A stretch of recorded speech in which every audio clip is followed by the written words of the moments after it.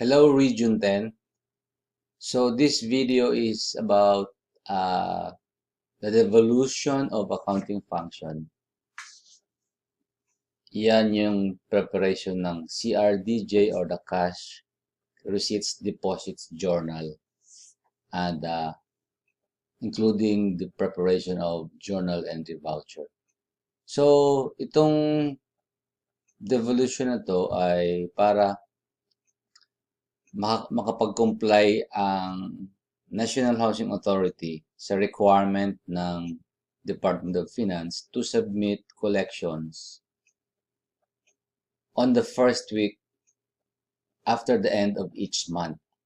So sa present setup natin, we can never comply with that requirement because we are not interconnected. Stand-alone yung ating mga systems. So this devolution would help us, would somehow help us comply with those requirements. Kasi hindi talaga natin nakakomply yung requirement na yun. So, these are the numbers na kailangan yung tandaan sa preparation ng CRDJ para sa guidance and direction. Si Miss Tita Baradi, yan ang number niya. And ako si Jan Montojo, yan ang number ko. At yung submission ng inyong mga reports ay dito nyo siya i-email sa nsa.accounting.bapd@gmail.com. So, monthly ang submission noon, no? Ng CRDJ at saka Journal Entry Voucher together with the CRR or Cash Receipts Register and CRDR, Cash Receipts and Deposits Register. So, I have prepared simple steps kung paano gawin tong CRDJ dahil this is just an extension of the entries na makikita natin sa Cash Receipts Register, yung recapitulation ng entries doon. So, ito mga entries natin. Yan, kailangan yan na, ito yan, no? The requirement sa atin is on the 5th day after the end of the month from Department of Finance. So, ito yung mga steps natin na kailangan natin tandaan sa paggawa ng ating Cash Receipts and Deposits Journal at saka Journal Entry Voucher. Number 1, kailangan na after generating the weekly Cash Receipts Register, yung entries doon sa recapitulation of entries ay kailangan natin yung i-post sa CRDJ. So, weekly yon, weekly. And then, after natin ma-post yung weekly na yon, first week, second week, third week, fourth week, is we need to summarize yung ating CRDJ for the month, and then maggawa tayo ng journal entry voucher to recognize collections sa inyong region for the month. So, ganun lang sa kadali gawin, no?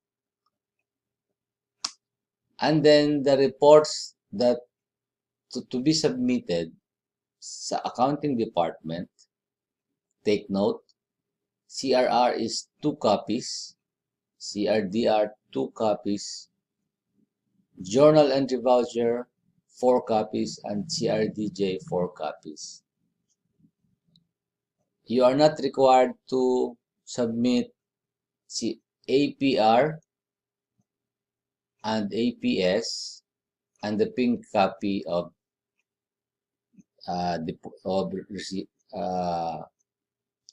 official receipt. Hindi na pasama dito ang kailangan din natin mag-submit, of course, ng bank validated deposit slip. Yan. So, yan ang ating dapat i-submit sa accounting. ang submission na to ay to save on courier, monthly na lang ang submission nito na sa amin. And then, ang signatories nito ay ito. For CRDJ and JEB, prepared by the accounting processor, reviewed by the regional accountant, and approved by the regional manager. So, yun lang yung ano natin. Yan lang yung ano natin, ang ating mga signatories. Dito sa next slide, papakita ko, makikita natin dito yung pinanggagalingan ng CRDJ. Ayan, ito yung CRR. So, itong portion na to, ito yung ipopost natin sa ating CRDJ. So, hindi nyo makita, ito yung malaking shot. Yan, this is a collection from Andamo Swag for September 14 to September 18. So, yan. Ito yung ating ipinapasok sa CRDJ. So, every row here, yan, Cash Collecting Officer, ISR, AI Prior, DI, AI Current. Every row here is meron siyang equivalent column sa ating CRDJ na ipapakita ko later. So, ang ating CRDJ, ito yung itsura nun. I-open ko. Ito yung CRDJ natin. Okay, yan. Yan ang CRDJ natin. Mamaya ipapakita ko yung sample lang sa inyo talaga. So, ito yung mga columns doon. So, each column na nakalagay dito ay yan yung meron din sa equivalent na row dito. Ganyan. Sa entries na to. So, ito nire-record natin to weekly. Kasama na dito nire-record natin. Pag itong 18,320 na to ay after a day or two is deposited, i-record na rin natin yung ating deposit. Yan, yung mga deposit natin. Yan. Yan, mga deposit natin. So, mamaya sa second video, dahil itong video na to ay free, si YouTube, yung software na to ay free, 15 minutes lang ang pwede dito. So, sa second video, i-demonstrate ko mismo yung pag-post nitong mga to doon sa second video, no? So sa mga columns natin ng CRDJ ninyo, tingnan natin sa region 10 mismo. Yan. Ang mga columns dito ay makikita natin yung dapat actual na ipakita ko. Actual na CRDJ nila.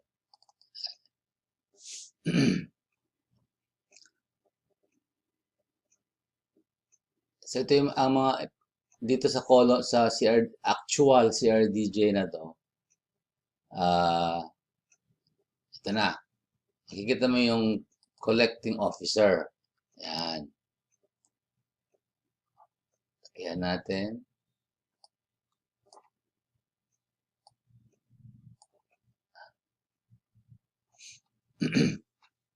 So, dito yan.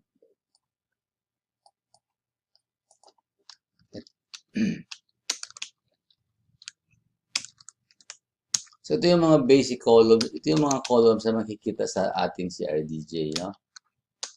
So, dito ay yung JEB number. You need to leave this blank. Main office ang maglalagay nito. Balance ng collecting officer, date collected, range yan, collecting officer, name of projects, tsaka yung mga bank account, yan, din ilalagay. Saan ba yun sa inyo?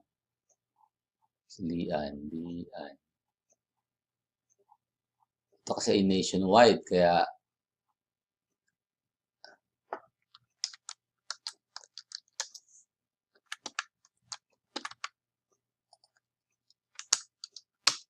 Yan.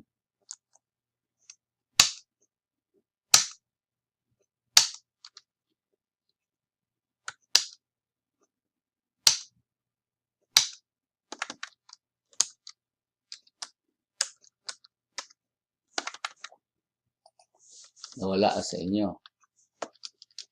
Ayan, ito. Hanapin natin yung sa Cagayan de Oro, Vistal.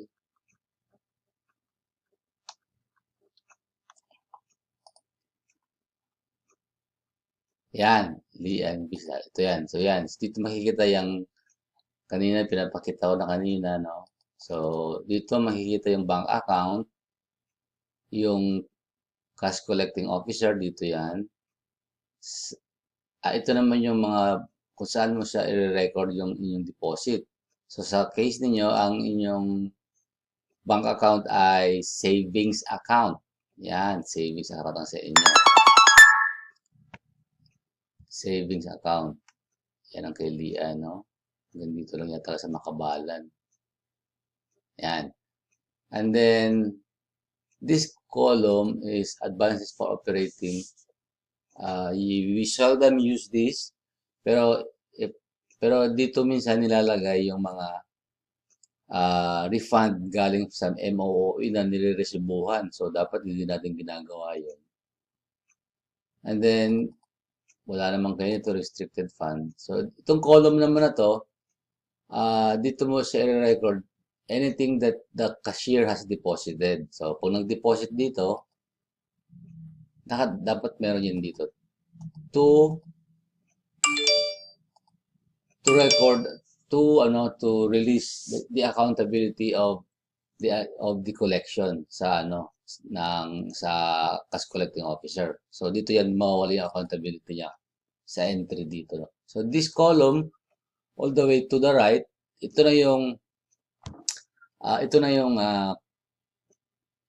mga application of payment, di ba? So dito i-show natin lahat ng columns. So dito makikita mo yung